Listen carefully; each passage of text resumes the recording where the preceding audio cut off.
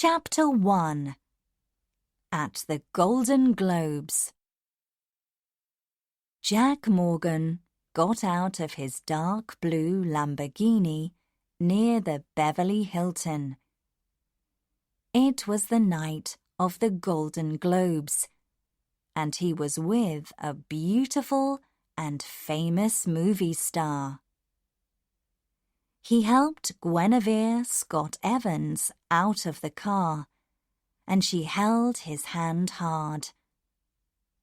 Guinevere trusted Jack, and she trusted his company, Private.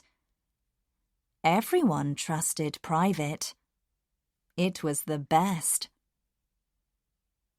But then, Jack's oldest friend, Andy Cushman, called him. Andy spoke quickly. "Jack, come to my house now! I need you!" "It's not a good time. What's wrong?" asked Jack. "It's Shelby. She's dead," said Andy. Shelby and Andy married 6 months ago. Guinevere was not happy, but Jack took her to her table. Then he was on the road to Andy's house in Bluffs. He stopped near the open front door, took out his gun, and went in. "Andy!" shouted Jack. "Jack, I'm in the bedroom." Jack went through the house, his gun in his hand. In the bedroom, there were clothes everywhere. Shelby was on the bed, with blood on her head. "What happened?" asked Jack. Andy was near Shelby, his head in his hands. "Someone shot her. Please, find him." Jack took photos of everything in the room. "Did you call the police?" he asked. "No, I wanted you here," said Andy. "Do you have a gun?" asked Jack. "No," said Andy. "Okay, you must understand. The police will want to talk to you. They always want it to be easy. They will think, a woman is dead. Did her husband kill her? But I can help," said Jack. He called the police and waited for them to arrive. Chapter 2. A young woman dies. Justine worked with Jack at Private. People trusted her too. Tonight, she was in an expensive Italian restaurant. Then, the chief of police called her. "Another young woman is dead," Justine told her friend. "I must go." In 2 years, 11 young women in Los Angeles were dead. Now it was 12. The killer always took something from the women: hair, a necklace, clothes. Then the killer emailed the chief of police and told him about the women's things. Nobody knew where the emails came from, but the emails all had the same name: Steam Cleaner. The police found the women's things, but they could not find Steam Cleaner. The police wanted Justine and Private to help them find the killer. Emilio Cruz, from Private, stopped his Mercedes at the restaurant door, and Justine got in. "What do you know about this girl?" asked Justine. "Her name is Connie Yu.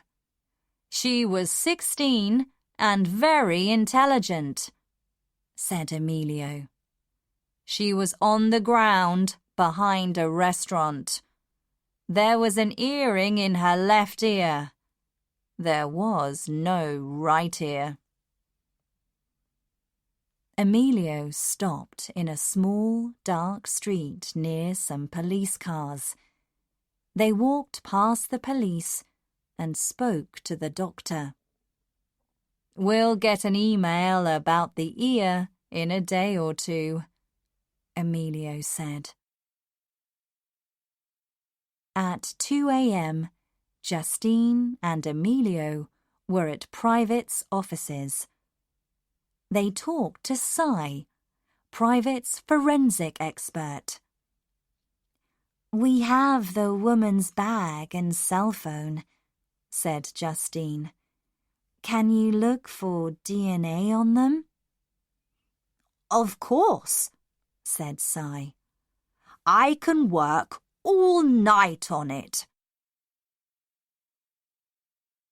Chapter 3. At Private. The next morning, Justine, Emilio, Cy, and Mobot, the computer expert, were in the office. Jack opened his laptop and showed them the photos from Andy's bedroom. "Look at these," he said. "I can't see anything important. Can you?" "Did the killer take anything from the house?" asked Justine. "No, he took nothing," said Jack. "And were Andy and Shelby happy together?" asked Emilio. "Yes," said Jack. "Very happy."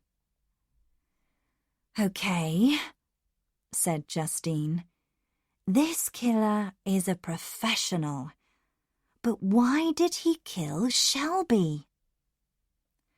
"The police always like easy answers. They will think one thing. Andy killed her," said Emilio. "Did Andy kill her?" "No, he didn't," said Jack. "I know Andy well. He loved Shelby." "What next?" asked Mobot. "We look at Andy and Shelby," said Jack. "We talk to their friends and to people they work with. Let's go." "Wait," said Justine. "I have some news on the young woman. We have her bag. Cy couldn't find any new DNA, but Mobot looked at her phone." "I looked at the text messages," said Mobot. "There were hundreds, from 20 or 30 people.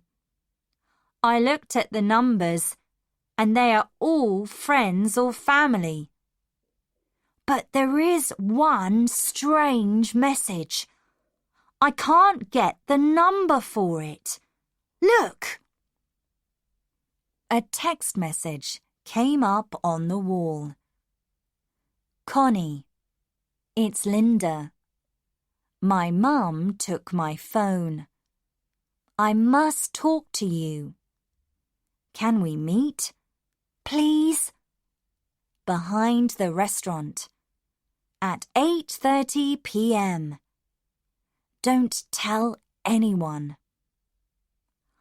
"I talked to Linda," said Mobot. "Her mother didn't take her phone." Linda didn't send that message. The killer got into Connie's phone and found all her friends. Then he sent her that message from his phone.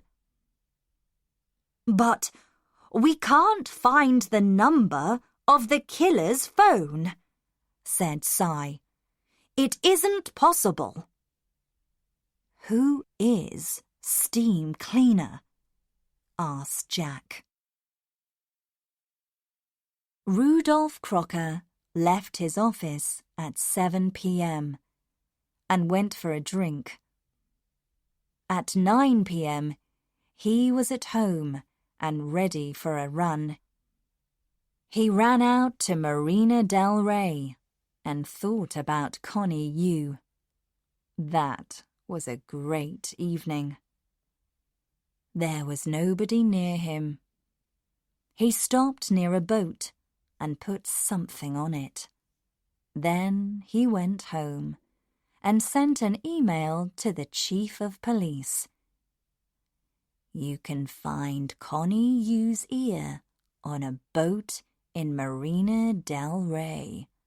Steam Cleaner. Chapter 4. Another Young Woman. Jason Pilzer got a text message at work at 3 p.m. Scylla, your big night is Saturday. Be ready. Steam Cleaner. Scylla was Jason's computer name. At 6 p.m, he left his office and drove to a store. He bought some gloves and some electric cable. He did not pay with a card, and he looked down at the ground. He did not want the cameras in the store to see him. The big night was in 3 days. He was ready to kill his first woman. I'm going for a walk, Marguerite Esperanza shouted to her grandmother. It was Saturday evening. Marguerite walked out the house and onto Rowena Avenue. A text message came onto her phone. Hi, Marg. It's Lamar. Where are you? She read it and answered. I'm on Rowena. Lamar was a really nice boy. Marguerite liked him. Do you want to get a pizza? Asked Lamar. Okay, Marguerite answered. Marguerite called her grandmother.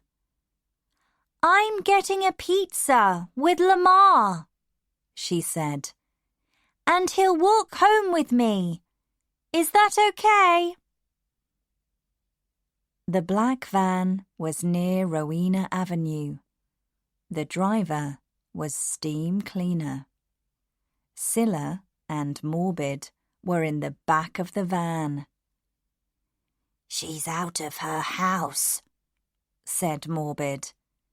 He gave the laptop to Scylla. Scylla wrote a message. Hi, Marg. It's Lamar.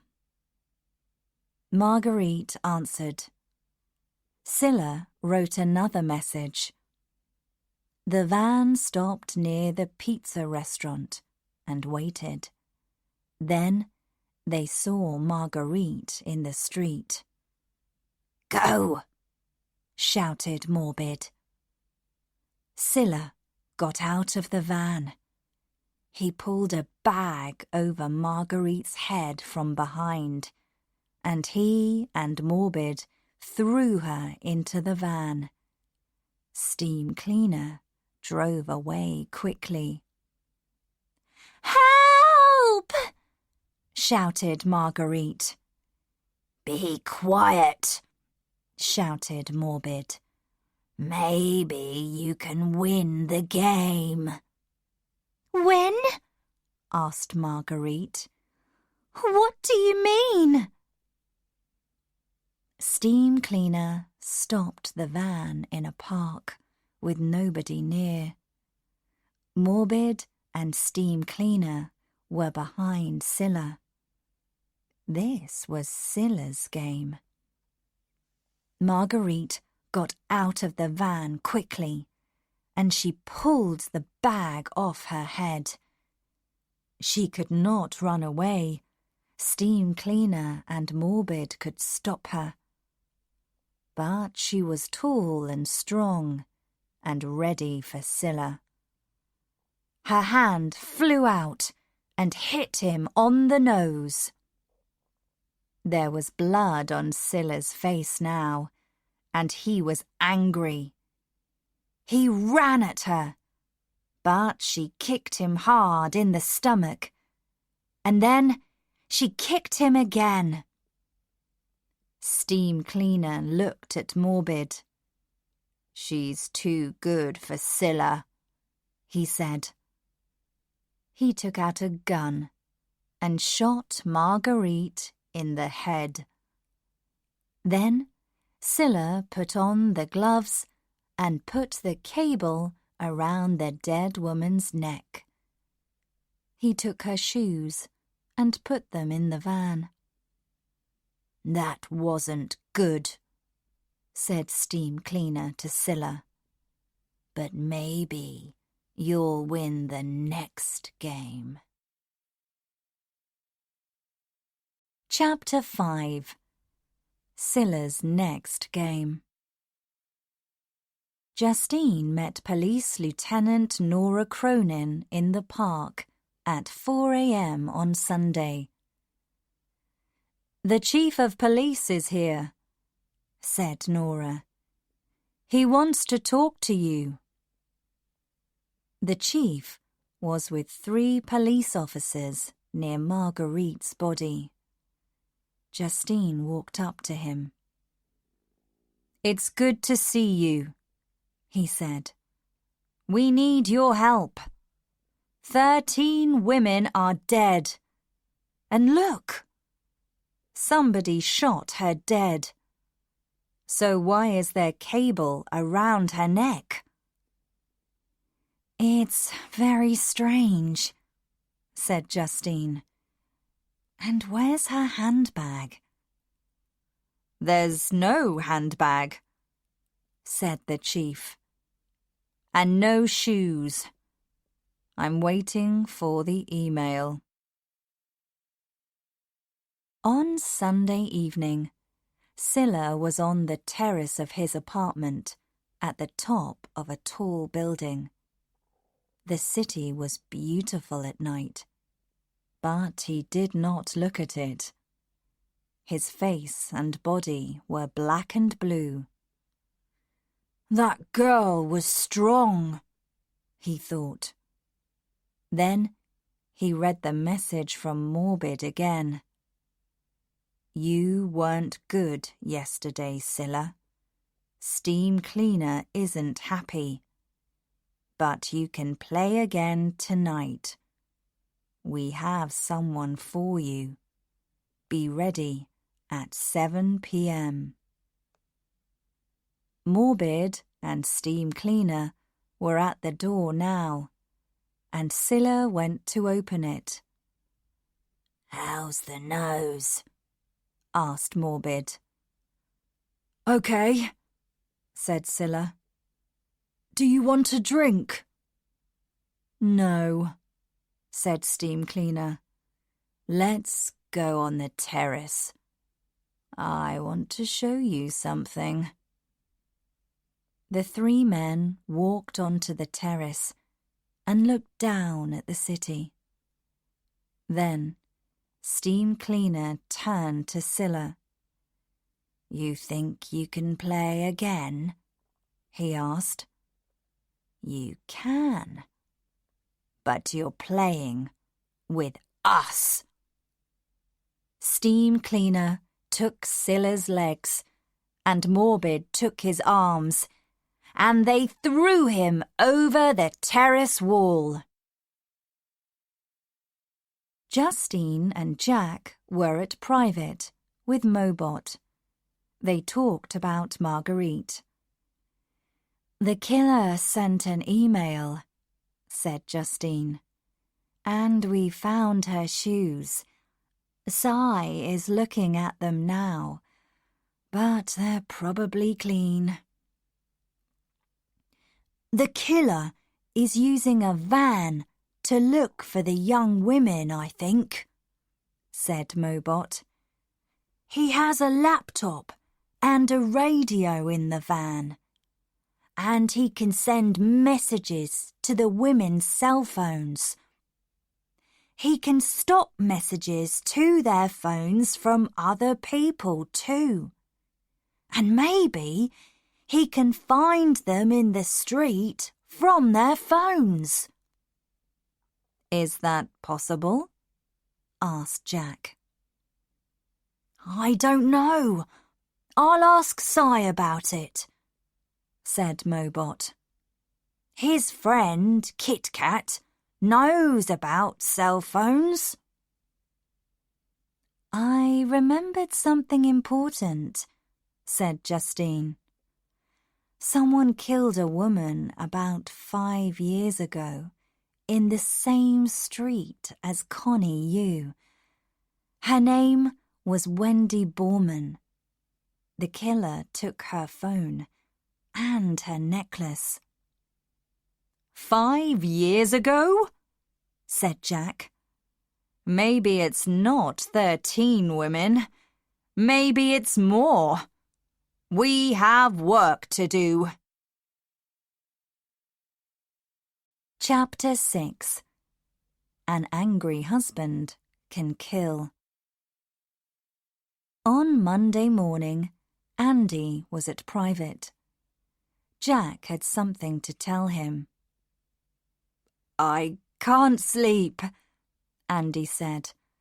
"I think about Shelby all the time." "Andy," said Jack, "we talked to a lot of people about Shelby. She had a lot of friends, you know that. And we found one very good friend, the movie star Bob Santangelo. She saw him every week." "That's not true!" shouted Andy. "She loved me."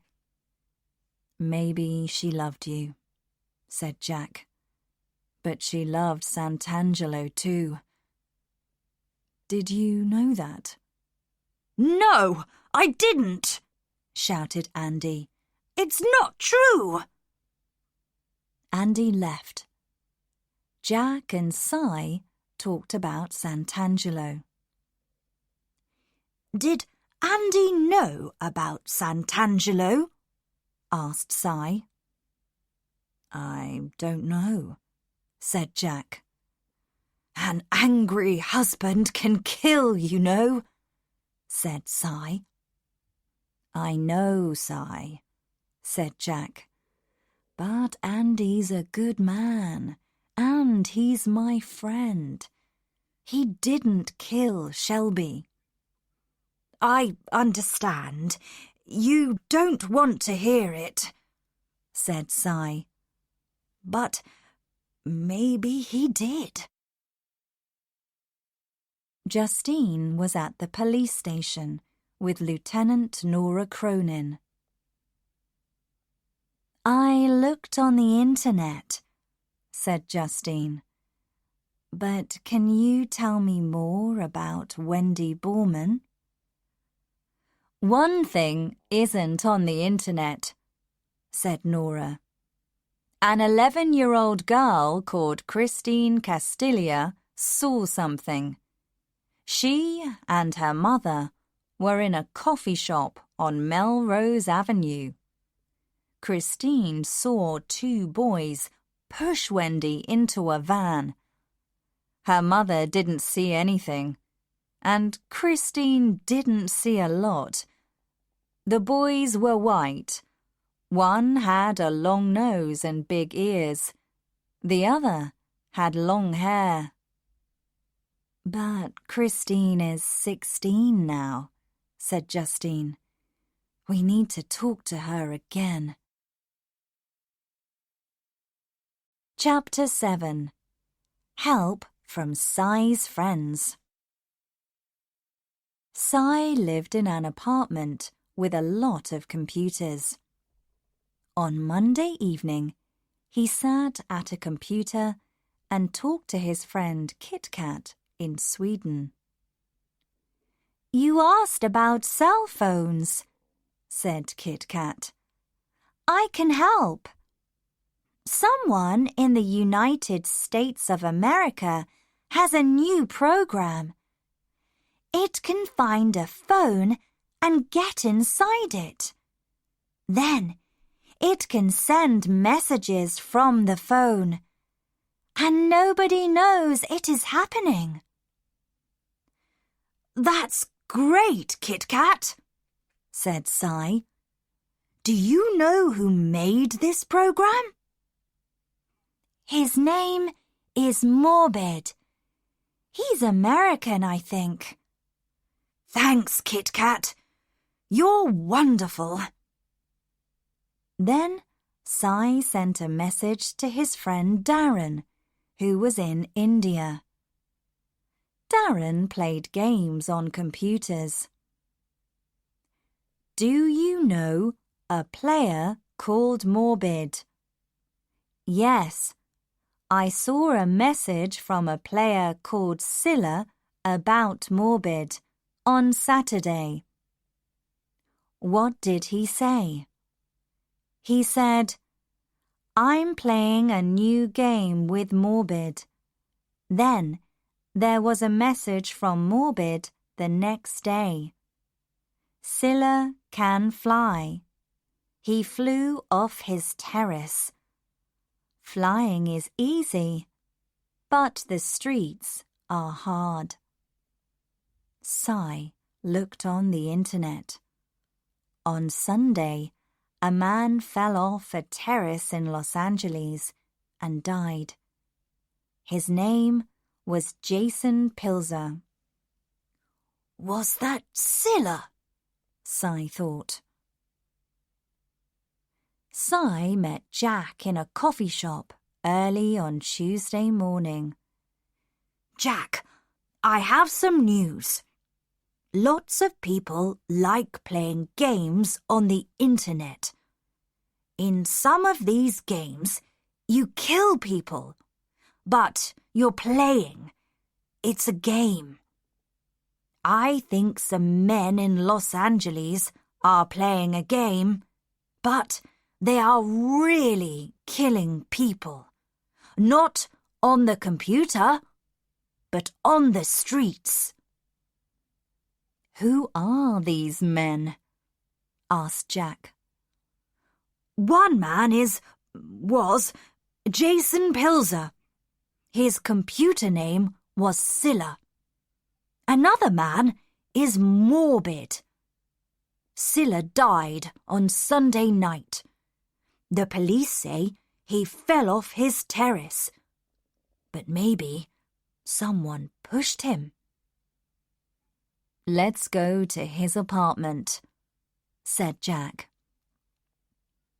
Jack and Cy met Nora at the apartment building, and they went up together. There was not anything interesting in the living room, but in the bedroom were a laptop and a cell phone. "I'll take the computer back to Mobot," said Cy. "But I'll look at the phone now." He started to read the text messages.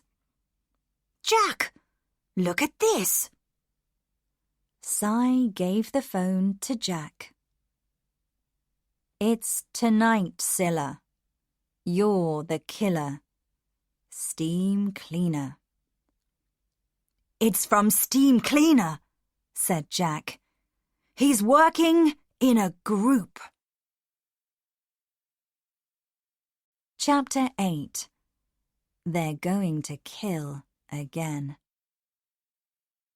Justine took the police photos of Wendy Borman's body to the office at Private.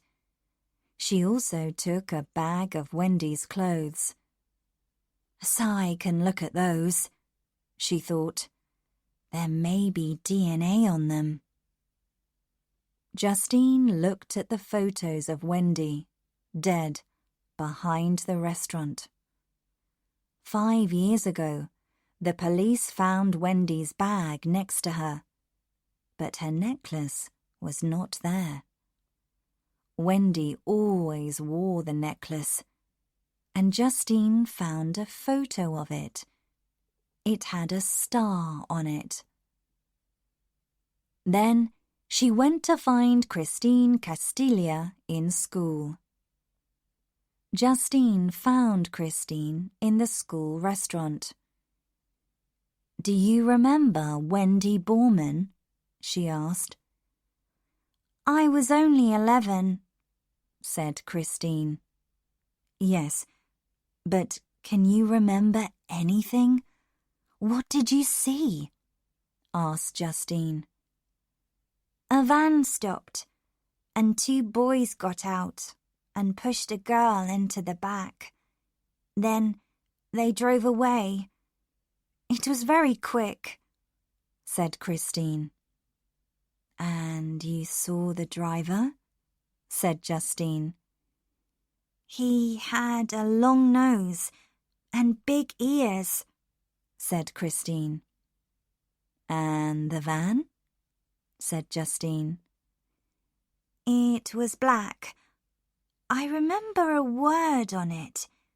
Gateway," said Christine.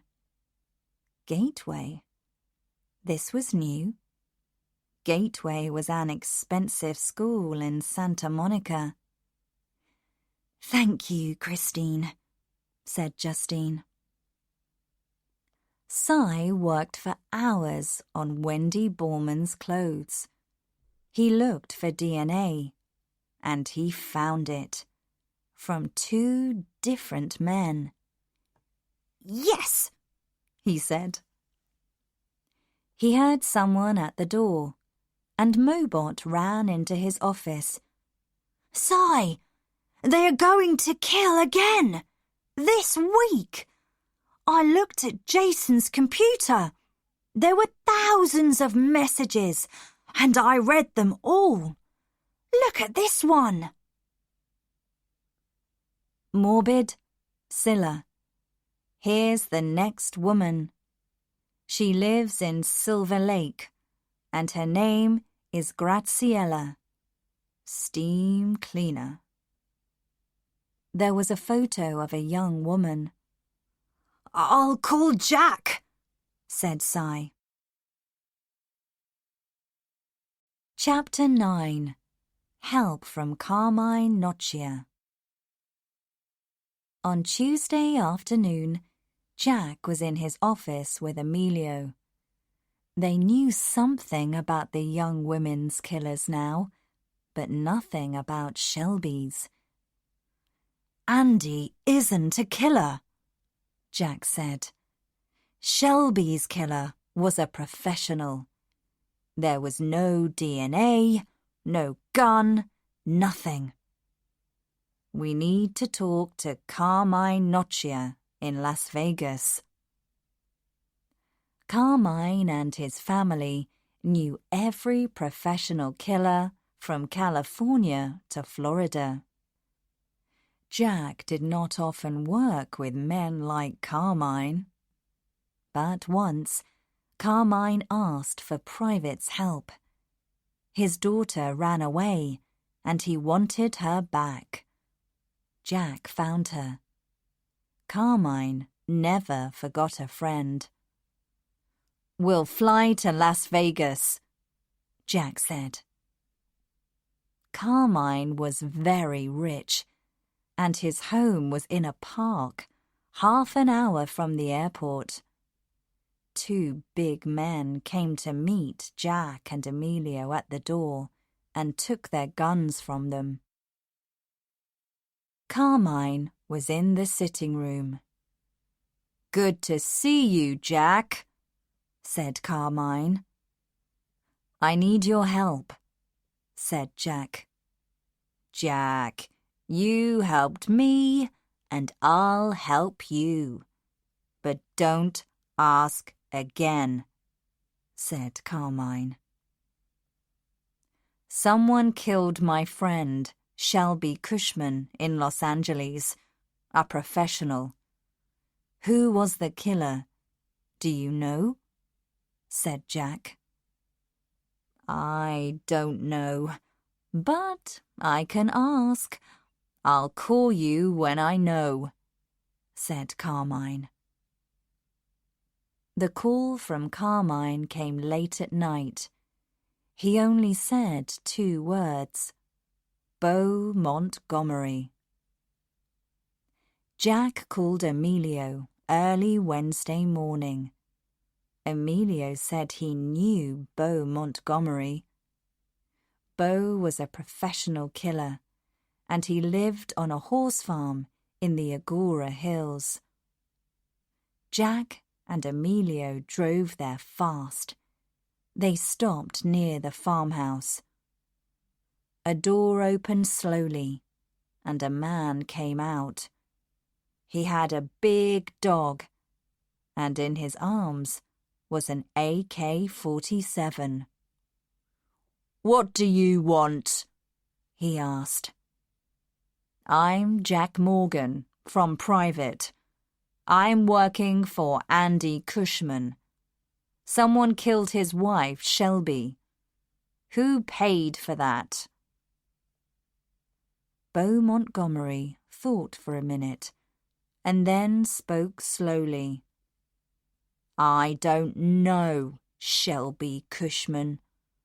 I don't know any women in Bluffs."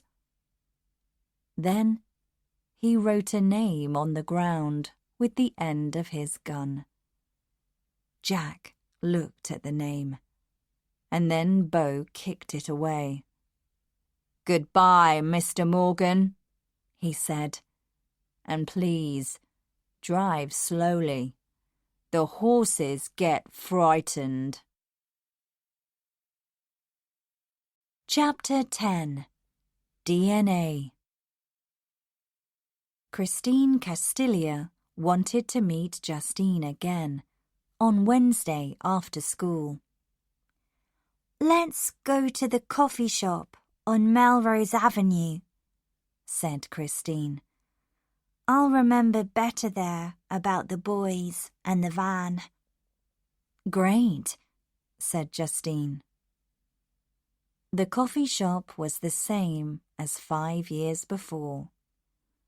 "My mum and I sat here," said Christine. She went to a table near the window. Justine had yearbooks for 3 years from Gateway School, with photos of all the students. She put them on the table. "Can you look at these? Maybe one of the boys is there." Christine turned the pages of the yearbooks. She stopped and looked at a photo of a group of boys. "That's him," she said. She showed Justine. The boy had a long nose and big ears. Justine looked at the name under the photo. Rudolph Crocker. "Great job, Christine," she said. She opened her laptop and looked for Rudolph Crocker. There were 2 in Los Angeles. The first was 66 years old. The second worked for a small company on Wilshire Boulevard, and there was a photo of him. It was the boy, 5 years older. Now, Justine needed his DNA. Justine went to see Nora Cronin at the police station. "We have DNA from Wendy Borman's clothes," she told her. It's from 2 men, but we don't know them. But I talked to Christine Castilla. We looked at some photos, and she saw this boy. He pushed Wendy Borman into the van. Look! She showed Nora a photo on her computer. His name is Rudolph Crocker. He's 23 now, and he lives and works in Los Angeles. Maybe this is steam cleaner. And you want his DNA? Said Nora. Yes. Can you help me? Said Justine. Nora and Justine stopped their car near Crocker's apartment building. They watched and waited. Crocker left the apartment at 6 p.m. and went for a run. He came home and at 8 p.m. he came out and got into a new dark blue Toyota van. He drove to a bar called Whiskey Blue and went in. The 2 women went into the bar after him. There were a lot of people in the bar. Crocker was in the corner with a man with long hair. Justine bought drinks, and the 2 women watched. Half an hour later, the men finished their drinks and left. Nora and Justine quickly went to the men's table and took the glasses. In the car, Justine called Cy. "Can you meet us at private in 20 minutes?" she asked. "We have some DNA for you." Late on Wednesday, Jack and Emilio drove back to the city from the Agora Hills. Jack left Emilio at his apartment and went to see Andy Cushman. "Jack, why are you here now? It's 1 a.m. You look tired," said Andy. "I am tired," said Jack. "Today, I drove to the Agora Hills." "How much did you pay Bo Montgomery to kill Shelby?" Andy started to cry. "You don't understand, Jack," he said. "She was with another man, that movie star. I couldn't live with that." Jack did not speak. He hit Andy in the face 3 times and left. Chapter 11. A Dark Blue Van. The next morning, Cy had news for Justine and Nora about the DNA.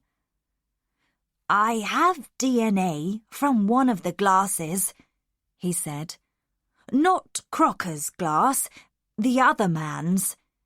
It's the same as the DNA on Wendy Borman's clothes." "Who is this other man?"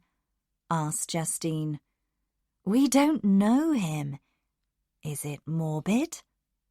"Maybe. And what did you get from Crocker's glass?"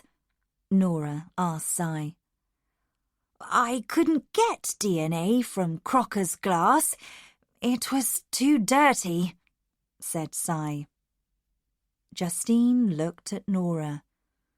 "What now?" she asked. "We must find Crocker," said Nora.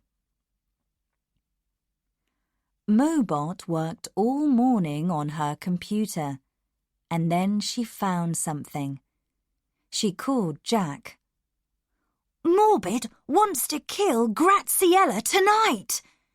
He's sending her text messages from a friend, Lulu. Graziella is answering these messages from Lulu. She says see you after school. But I don't know where they are meeting." "Where is Morbid?" asked Jack. "I don't know," said Mobot. Justine and Nora drove to Crocker's office on Wilshire Boulevard. "Mr. Crocker is on vacation today," said the woman at the desk. They drove fast to his apartment, but he was not there.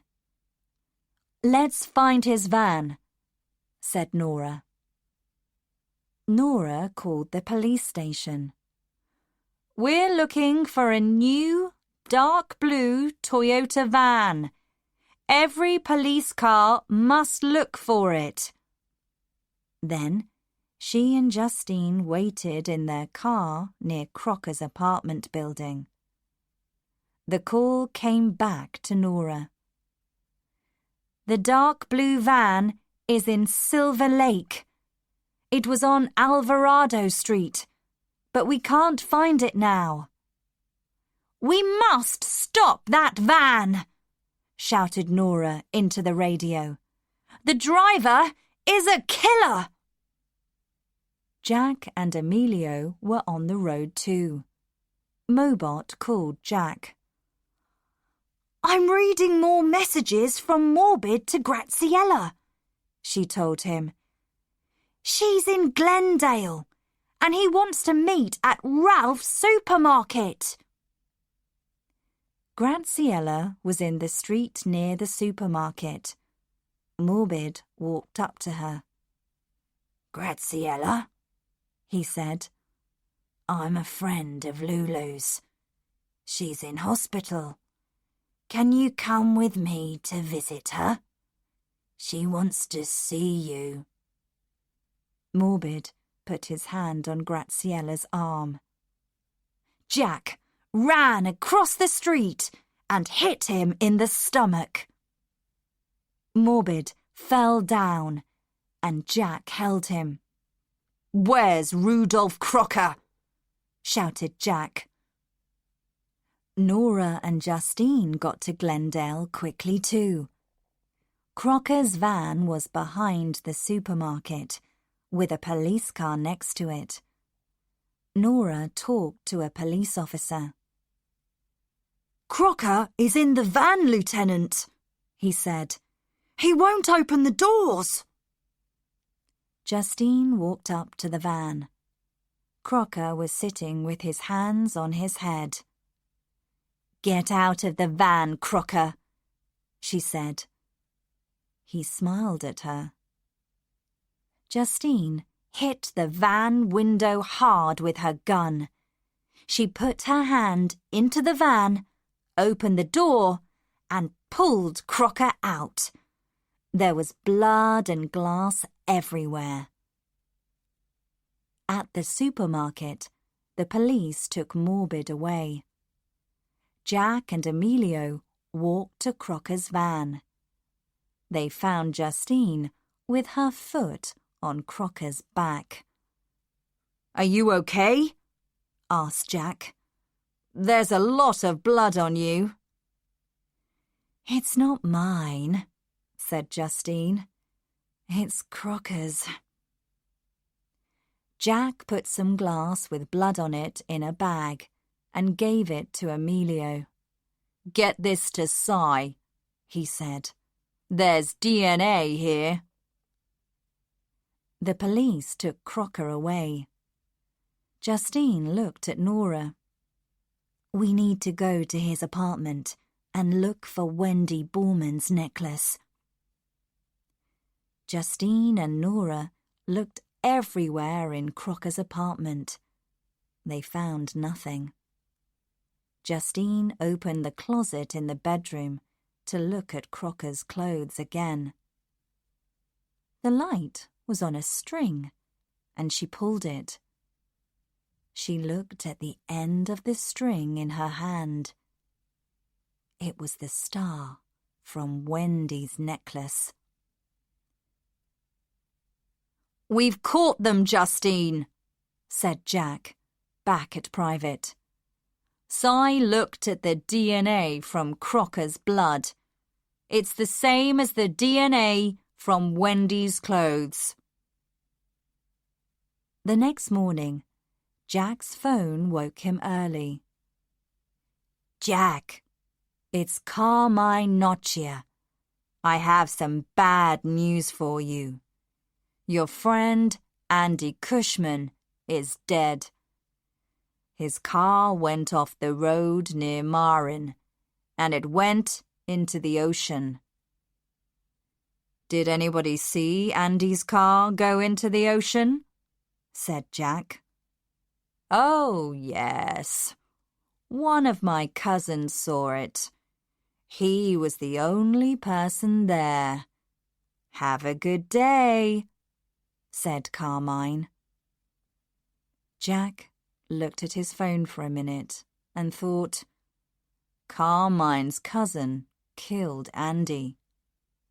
Then he turned and threw it out of the window. It was time for a new phone and a new phone number.